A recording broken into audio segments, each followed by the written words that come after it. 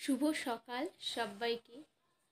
তো আজকে হচ্ছে 26শে বৈশাখ আর গতকাল ছিল 25শে বৈশাখ। তো কালকে আমাদের বাড়িতে ভোলানাথের পুজো হয়েছে, যেটা প্রত্যেকবার বড় করেই হয়, কিন্তু এবারও অত বড় করা হয়নি একটু প্রবলেমের কারণে। তো কালকে সারাদিন ব্যস্ত ছিলাম, এই জন্য আজকে এই ভিডিওটি পোস্ট করছি। তোমরা দেখো যে কি করলাম পুজোতে। চলো দেখা যাক। ঠাকুরগুলো আসন দিয়ে বের করে নিয়েছি, একটা কাপড়ের উপর রেখেছি, ডাইরেক্ট নিচে তো রাখা যায় না। আর এই যে সব বাসনগুলো ধুয়ে রেখেছি, আর যা যা লাগবে আর কি পুজো দেওয়ার জন্য সব রয়েছে।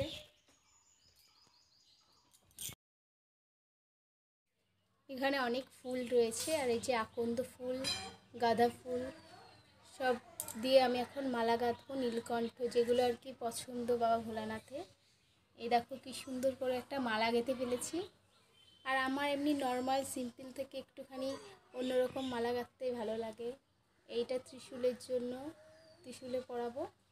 আরও দুটো গেঁথেছি, এই যে একটা, দুটো শিবলিঙ্গ আছে ওই জন্য দুটো গেঁথেছি। আর এই দেখো সব আসন সাজানো হয়ে আছে, ভোগ লাগানো হয়ে গেছে।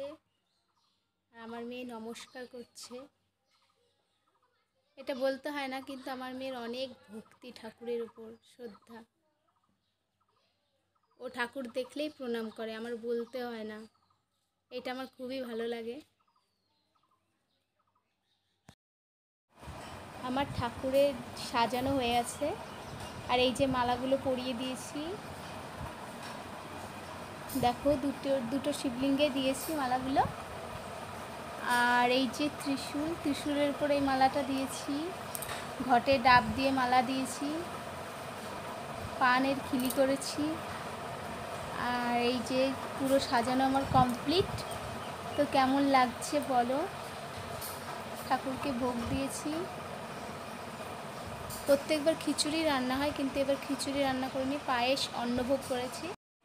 আমার ভিডিও যদি তোমাদের ভালো লাগে তাহলে অবশ্যই তোমরা কমেন্ট করো।